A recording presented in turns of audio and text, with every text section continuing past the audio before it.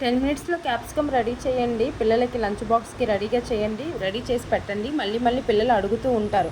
ముందుగా మనం పెనం హీట్ చేసుకున్నాం అనుకోండి, శనగపప్పు, మినపప్పు, జీరా వేసి డ్రై చేస్తూ రోస్టెడ్గా చేయండి. దీంట్లో మనం మినపప్పు, ఎండుమిర్చి కూడా వేసుకోవచ్చు. వేసుకొని తర్వాత అది మిక్సీ మనం మిక్సీ చేయించాలి. తర్వాత ఆయిల్ వేసుకుంటూ ఆవాలు, ఇంగువ, సోపు, సన్నంగా తరుపుకున్న క్యాప్సికం కూడా వేసుకోవాలి.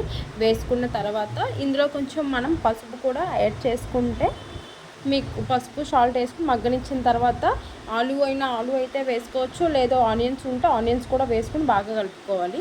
కలుపుకున్న తర్వాత దాని మీద టర్మరిక్ అనేది వేయాలి.